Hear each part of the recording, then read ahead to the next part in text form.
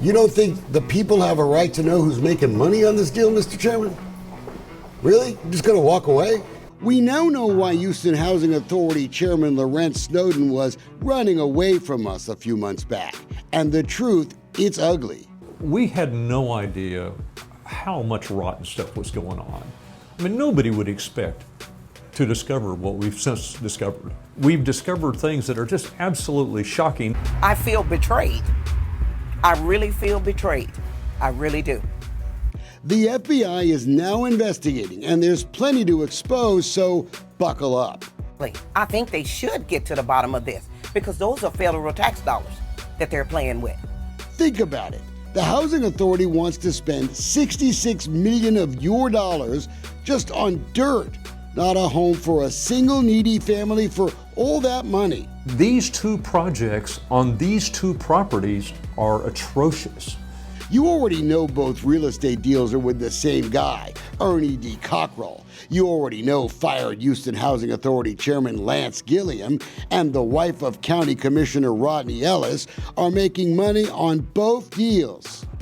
They hid the contracts from the public, and it's your money. They tried to hide that $13 million of the deal was actually being spent on contaminated land you can't even build public housing on. The Housing Authority lied to the public. Yes. The Housing Authority lied to HUD. Yes. The federal government. Clearly. That's a shocking allegation, but you can prove it. I can prove it. We have the evidence. East End developer Alan Atkinson should know. He used to own some of this land, and his lawsuit to bring transparency to this place has helped expose the deception. The emails, phone records, and text messages we've now uncovered help tell the story. We already knew that Snowden and Commissioner Ellis's wife were big phone friends. There's more than 300 phone calls between you and Leisha Ellis in a year having to talk about HHA business. You talk to her more than I talk to my wife, and I love my wife. So can you tell me why she's so influential in where we spend money for public housing? I have no comment. Well, what are y'all talking about? Personal business. But our confrontation that day with Chairman Snowden prompted some emails. HHA has paid hundreds of thousands of dollars for some reason to a crisis management firm. Don't ask me why, but they were getting nervous. Quoting, WD's questioning leads us to believe the story is bigger than the HHA. But at least the president of Edge Communications called me friendly. That's a first. Now let's talk real estate, the deal south of Buffalo Bayou. The Housing Authority called it Edo 800 for months, even though the address was a secret and it's a mile away from Edo. Even members of the board were kept in the dark about how much land we were actually buying. In July, they claimed nearly 22 acres. But listen to this special meeting months later in November 2019. Board member Jody Proler was getting suspicious. He still didn't know what we were buying. For the record, what is the acreage, the specific acreage amount? Listen to the answer from HHA President Tori Gunsoli. I believe it's about 28 acres. But look at the official minutes of that meeting. Quoting, Secretary Gunsoli replied that it's approximately 20 acres. Maybe it's just a simple mistake, until you figure out that the difference is the contaminated part. Hey, it gets better. By law, they have to post the business of a public meeting 72 hours in advance, that transparency stuff. But at the Housing Authority, they say as little as possible because they don't want to trouble you little people with the details. Look at this agenda posted on the internet. It's a December vote to clean up the original deception. Alan Atkinson had gone to court and the jig was up. But on the night before the meeting, look what we found out. The phone lines had been burning up. In just about an hour and 3 minutes, all the players in this questionable deal were scrambling. The commissioner's wife, Lance Gilliam, even Andy Icken, the chief development officer for the city, was on the phone with Lance Gilliam. Later that night, the agenda item suddenly disappeared. The document changed. What you are claiming is that this is a bunch of lies and cover-up of a real estate deal that is horrible for taxpayers. Yes. and horrible for the people who live there. Yes.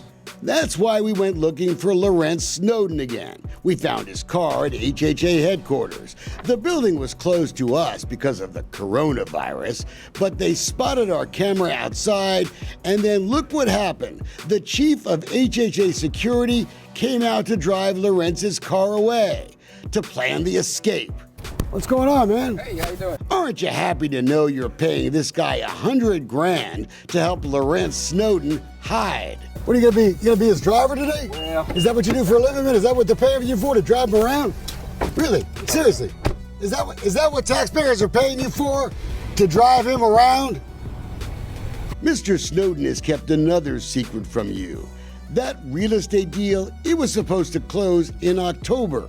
Text messages proved that HHA had already paid $300,000 they would not get back if the deal went south. It's a gamble.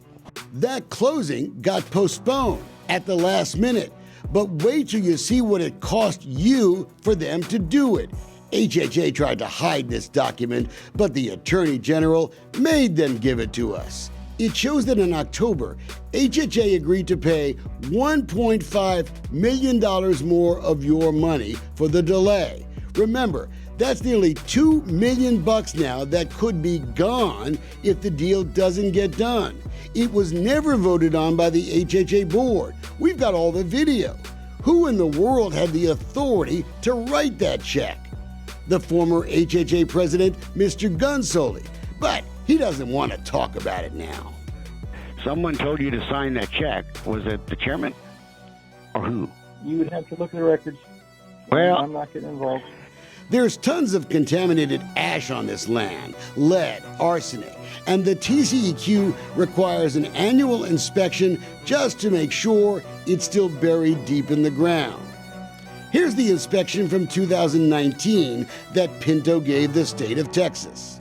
The consultant took 4 beautiful glossy pictures of the nice mowed grass, and they filed a report with the state of Texas, TCEQ, that said, no problem, everything's good.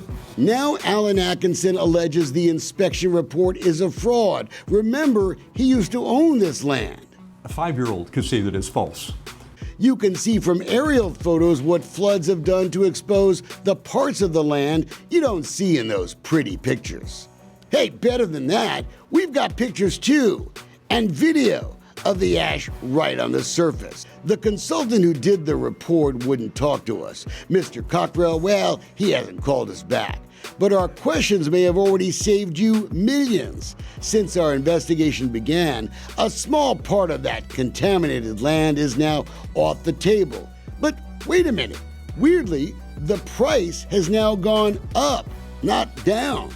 Hey, I'm no real estate expert, but on what planet does that happen? Less land, higher price. Once these low-income apartments are finally built, years from now, they will likely cost $260,000 for each and every apartment. Public housing. Are you kidding me? And the developers, NRP, Ohala, they won't have to pay any property taxes. The property will be tax exempt for 99 years. What a deal. To them, a savings of tens of millions of dollars, without a single vote by a single elected politician in this town to do it.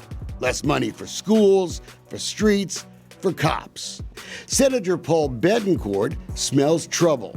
They should not go forward without there being full transparency of what the deal is. In San Antonio, developer NRP made $10 million in profit by flipping this low-income housing project after just 1 year. San Antonio's housing agency at least got a small piece of the profit. What's been bad behavior in San Antonio is apparently being propagated by the Houston Housing Authority. So what about Houston? What do you folks get out of this deal? You know, the housing authority thinks it's none of your business. Seriously. This is great. Your public housing agency had to be sued to even get to see the deal with Ohala on the north side of the bayou. Your money. The reality that the public is not entitled to see these contracts before they're passed, to me, is just obscene. I agree completely. But we now have one of the written deals, the Ohala one.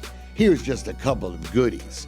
On phase 1 of the deal, the Housing Authority just gets a one-time payment of $450,000. Guess where virtually all the federal money will go. 99.49% of all the net revenue goes to the private investor and the developer. Ohala can sell the complex in just 5 years, and it's unclear if taxpayers will get any of the profit. But that tax break, it's endless. Absolutely shocked. This is why they're trying to avoid producing these contracts. Because when you look at the contract and the giveaway, it's absolutely preposterous. Hey, can you tell me who the brokers are on Middle Street? Who are the brokers? Tell the public who the brokers are. Chairman? It's the beefiest gravy train ever. We thought of that gravy train commercial when we first confronted Lorenz Snowden because that, my friends, is exactly what's going on here. $66 million just for land, secret contracts, funny business with government documents. Local developers are even complaining to us the Housing Authority has turned down already built apartment complexes that would cost half the price and are ready now. The FBI is knocking on my door. They're knocking on the wrong doors. They got the key players. Why aren't they at their doors?